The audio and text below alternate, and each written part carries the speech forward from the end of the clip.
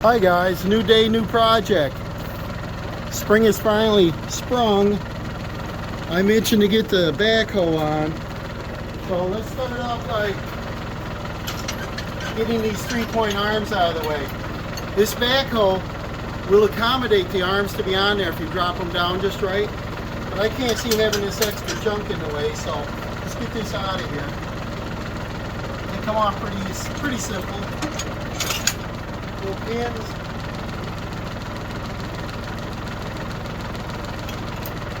Slide this off and just pull it out. All done. We'll put them aside, throw them in the garage. Get our top link on here before it hits me in the head. Because I had that backhoe, I used to have a toolbox here that I kept, I unhooked it. And I also had an arm that held this up.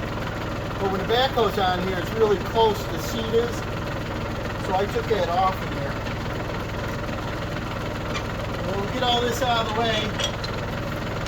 Makes it easier to get that backhoe on. And we got that sitting right here in the shed. In the lean-to part. And I got a couple projects I want to do for spring. I got to do a couple drainage ditches. Fix some water runoffs. So this is all set. And these arms can stay up or go down, they're not in the way. But what we got, swing around here, is we got the lift in here and we got the backhoe in here. So let's see if we get this backhoe hooked up.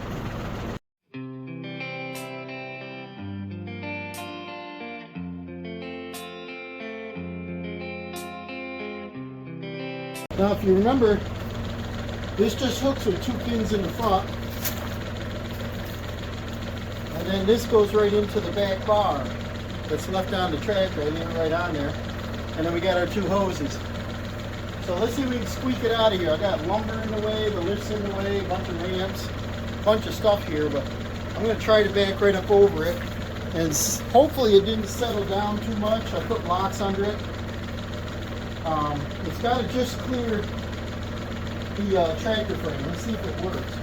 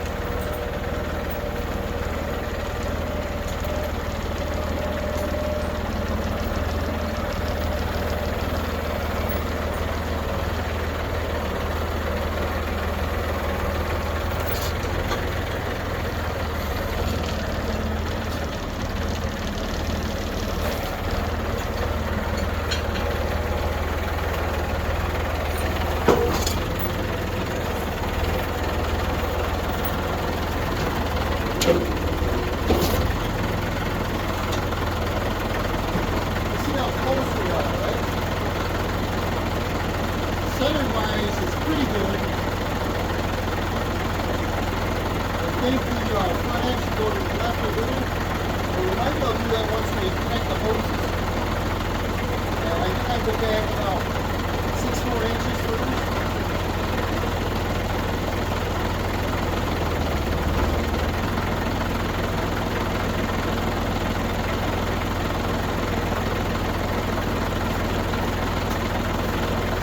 I just leave the tractor in gear and the hydro with the bucket down usually works good.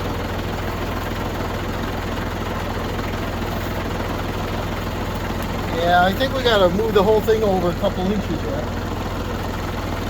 You really can't see well.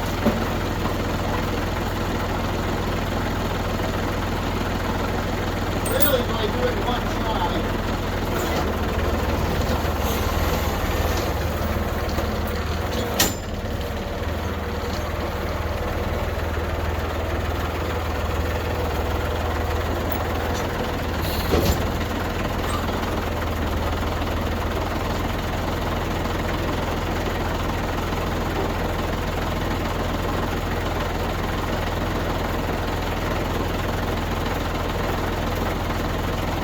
front looks pretty close. Back isn't too bad.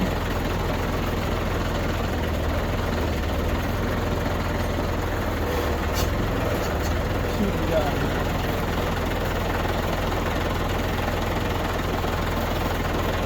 All right, I think we can go ahead and hook up our hoses now. I told you I wanted to do a return line extension over the winter, but I never did. You know how that goes. So the return line is a little bit harder to reach under here. We use that for the wood splitter. That's on, so that's easy. And press the easy button. And then the front line, I don't know if you can see that. What I've done for this one is I throw the hose up over the axle, and there's a little hook right there that it runs through, and that keeps it elevated off the ground, and then it comes into the fitting up here on the front. Let's see if I can reach that hose now. Where is it? Somewhere here. There it is. And it should be about, I think it's about 2 feet longer than it needs to be, so that it can work before you're hooked up, you know. And you can't really, here's the one I disconnect. But you can't really hook it up without having the hydraulics on, unless you're a He-Man. So I just hooked these two together. And this will make our hole work right away.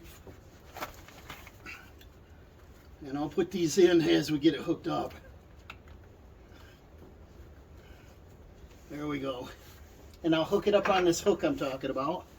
Then it can't get pinched. And then my pants are falling down. It's kind of crowded in here. So now I'll start her up. And I don't know how much you can see here.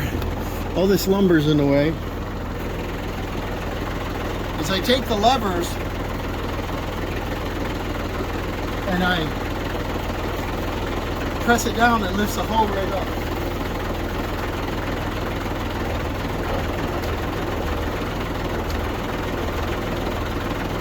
Now I should be able to back into the bracket, and this isn't too high. Take my wheel out. Looks like it'll go just about right in. It's just touching.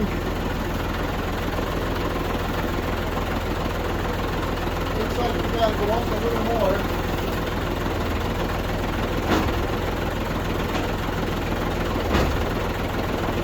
Something like that.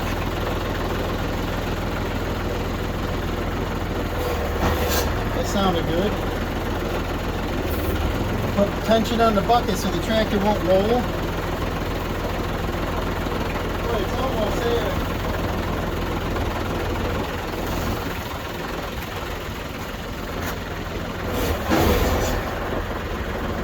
It's just about there now. Now, it's really good in the back. The front's not right.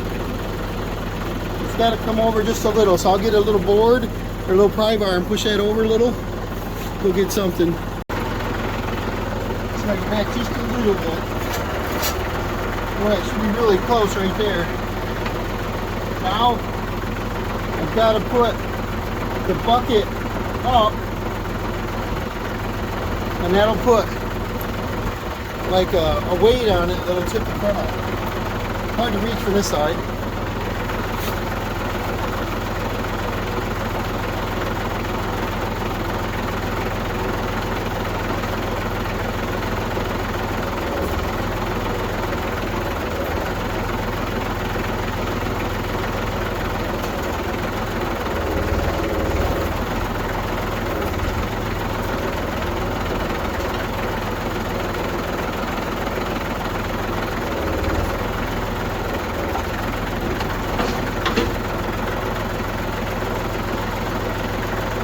really close right there. I can see the hole, so the pin might go in.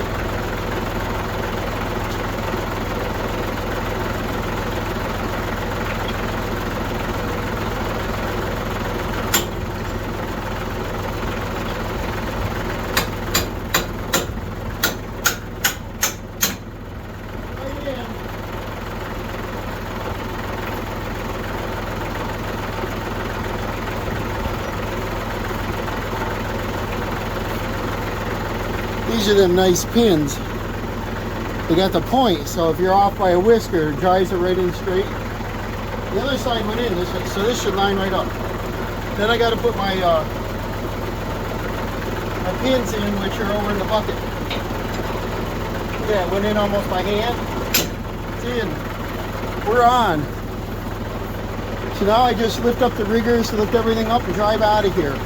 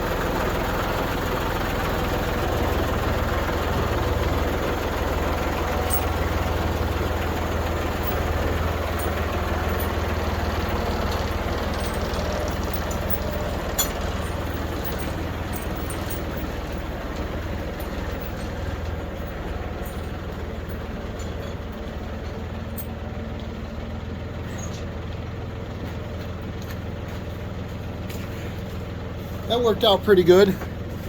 So what we got is our return line, our line hose. It goes on that bracket right there. Back up to it. That's it. In the front, got one. I don't know if you can see it, but one pin right there. I got to put the pin in the other side, and then I got the forks on here because I had to move some stuff to get to it. And one pin on this side, right there. I got to put the lock in. And then there's our little clip to hold the hose. That's it. We're ready to rock, guys. So pretty easy putting on the quick attach 757C loader on the backhoe, I mean, and it's a frame mount. So it's a little bit easier on the machine. It'll dig 7.5 feet deep, 16-inch bucket, and 11.5 foot reach. Pretty happy with it. So let me get the pins in. Let's go play. This is one of my goals, is to get some of these stumps out of here.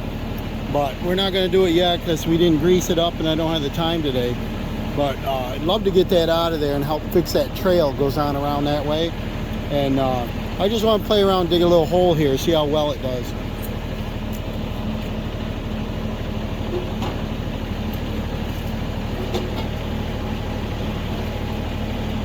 Let's see what they can do.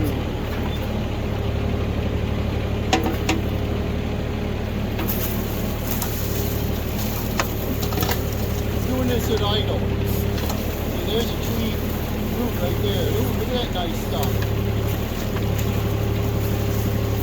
Definitely goes faster when I speed it up. This is fine. Right on a root. So if I dig right around it, I can get that stump right on it.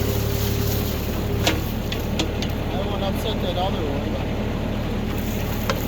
Right there, I think. Pretty powerful for a small machine. I think it's 2,300 pounds of ripping force or something like that.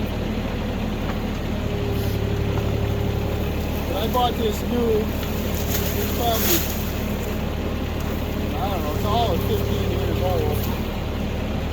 And I've used it on a lot of rocky areas, and I haven't damaged anything yet.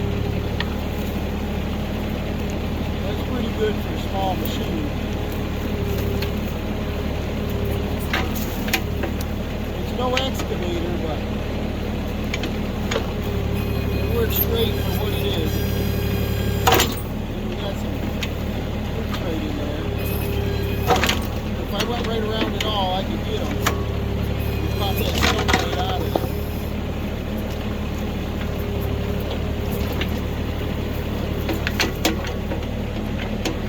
Won't take long to dig a 4-foot hole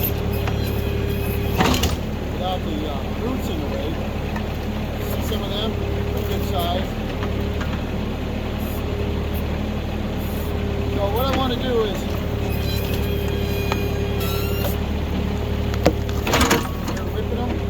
it'll get them. Just got to expose them to see them, you know. But what I want to do is get this over there, get it greased, check things out. It's been sitting all season, you know. Grease up the riggers. Remember from last year, we had one leak on a cylinder on the downrigger, so I never got to rebuild that. I wanted to do it over the winter months, but a little bit of fun playing for today. And you know, if I could get around the machine, I could probably have it hooked up in 5 minutes, and just 2 pins, 2 hoses. So we'll see you on another day. I'm going to do a digging project. See you later.